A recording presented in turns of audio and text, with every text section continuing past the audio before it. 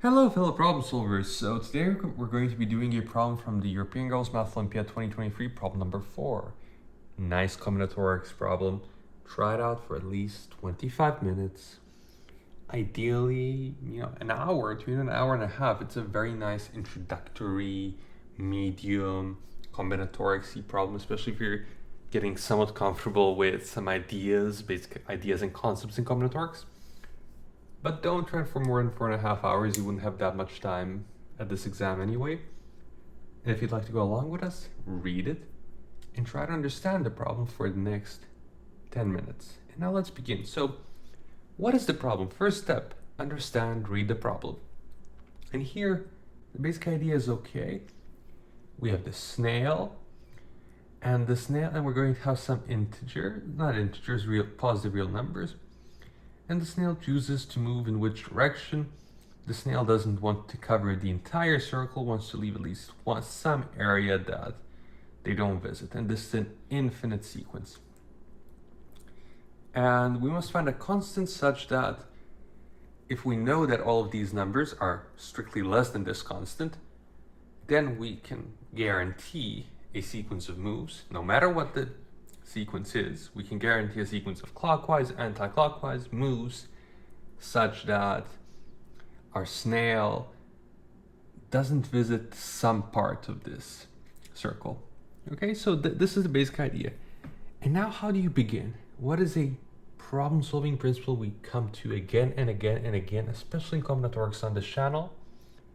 The answer is play around.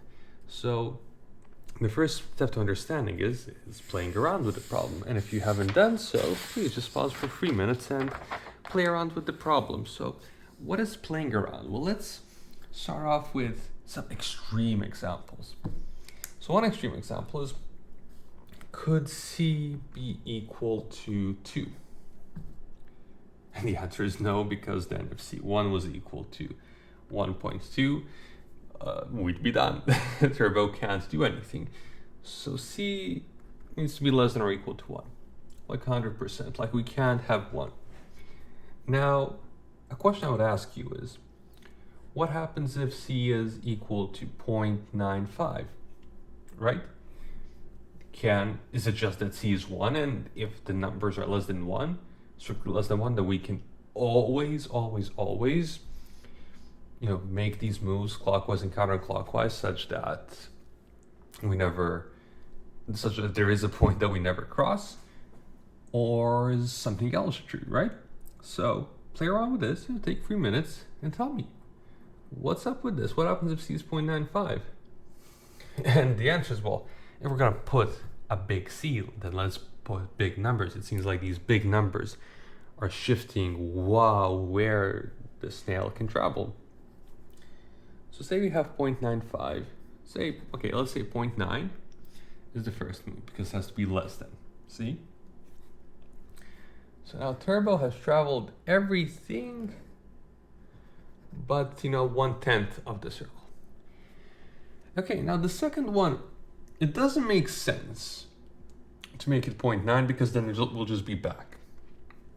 It doesn't seem to be making any sense, but if we shift it by still decent amount, say we shifted by 0.6, then we can't go this way because we have 0.10 here remaining.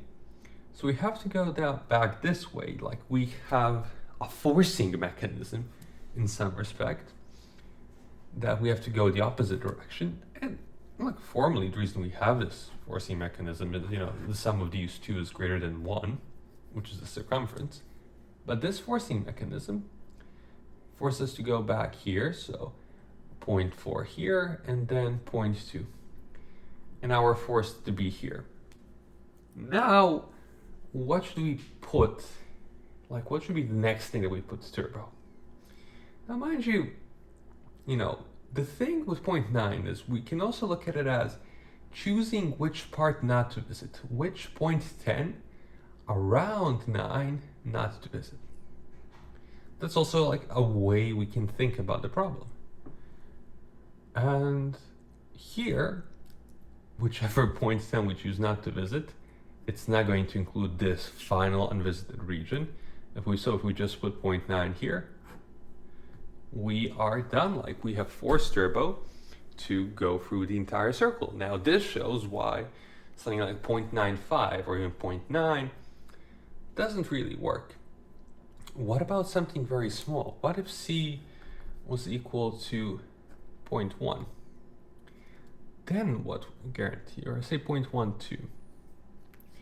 Right, so then what would happen? You know, pause for 3 minutes, think about this. Like, this is how you're playing around and coming up with these ideas. And if you play around, the ideas will follow more naturally. I mean, naturally really means only here, you've played around and you've noticed some pattern. You've noticed something that you think, oh, I can generalize this. Like, is that maybe intelligence, generalization? So, as you can see, I'm in graduate school and I am thinking about generalizability. But now, what do we do with 0.12? So, what do we have with 0.12? Well, if we think about it, say it's less than 0.1. We can always, and if you actually played around, like put some examples down, you'll notice that we can always sort of force turbo to stay within this region of the start, right? Within the region 1/10 clockwise and 1/10 counterclockwise, right? Because if you always move, and now if you think about why, it's actually a bit obvious if you actually think about it.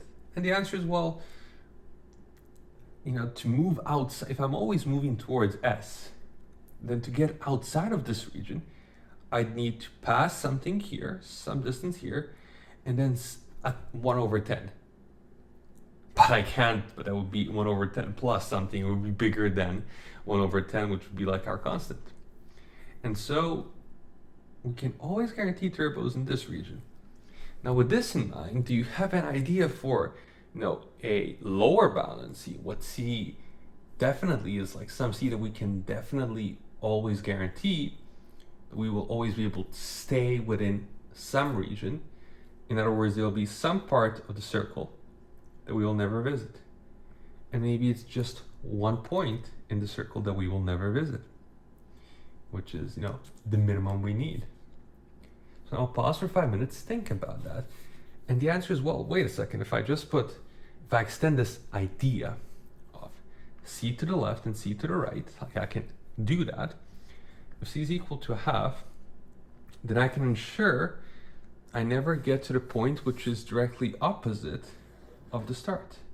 Or the antipode, I think is the word. Antipode of the start. I can guarantee I never get to this point. Why? Because I will the algorithm is as follows. First step, I move to the right. I mean, counterclockwise. And then I always move towards S. If I'm at S, I move clockwise. It doesn't matter what happens what I do if I'm at S. And we can then prove inductively say that we never reach T, that we will never pass T. And a way to do this was, well, assume the contrary. If we were at S, we obviously could not reach T, so that's not going to happen. But if we were at X and we were A away from S, and say we moved towards S and then reached T, how much did we travel? Then we traveled at least A plus 1/2, but this is strictly greater than C, which gives us a contradiction because, like, no, we could not travel more than 1/2 in any one turn. And that's it. So now we've shown really that C equals to 1/2 is a candidate that works out.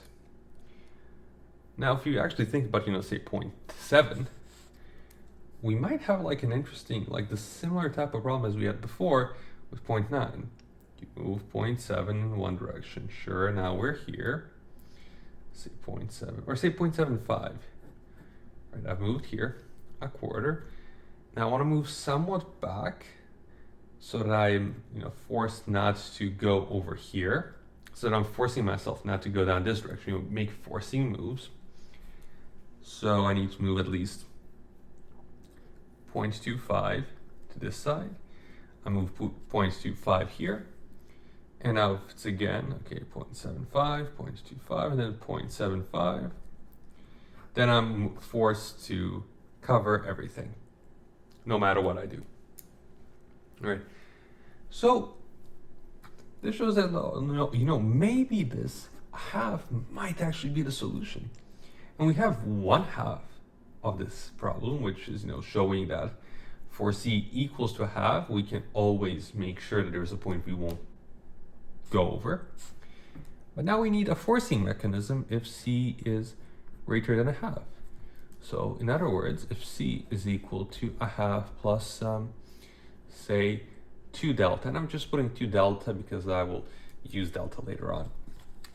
So now, if this is the case, if c is equal to some 2 delta and delta is greater than 0, what can we do? What is the mechanism? And here, this is the the final idea of the problem really comes down to this. And then actually, here, pause for 5-10 minutes, push it forward, just push it. It's a very cute problem, very nice. So now what I would do, okay, I have the circle. And I need to create some sort of forcing mechanism, right, to force turbo. So I'm first gonna move a half plus delta, right? I'm going to move some delta. That's more than a half. Let's call this S1 prime, the opposite. And now I'm at S2. This is delta. And I've now covered all of this. When do I have forcing mechanisms? That's the question. Like, how can I ensure at each moment that I have a forcing mechanism? In other words, that I can force turbos move. Well, I can do that if there's this region that I haven't crossed, and I'm not too far away from that region. What does it mean? If the size of this region is say alpha, now if I'm c minus alpha away from the region, if my closest point to this region is c minus of length c minus alpha, then I should be able to force it. Then if I put, roughly, if I put something along the lines of c, roughly saying it approaches c, then I should be forced to go one direction, the other direction. And I always want to be able to cover this. I always want to make progress, always make this region that I haven't covered smaller. Now, one way of going about this is to actually, try to say, okay, let me make this first a half plus alpha. And I want to go back, but I don't want to go too back. So, but I also want to force turbo's hand. Well, I could then potentially always go to the midpoint here. I'll have this part at the midpoint. And now I'll go, I'll go back to the midpoint of this other part. And then from here, I will keep making moves and expanding my boundary. I will again make it a half plus alpha. So to go back here to the beginning, but I can't really go to the middle. Actually, this is not quite so simple because turbo could end up choosing to make this smaller. So then you could say, okay, I make 2 moves and I'm going, and I claim that every 2 moves, this region is going to get smaller. That's also a valid thing, and it is going to get smaller by some constant that you can measure.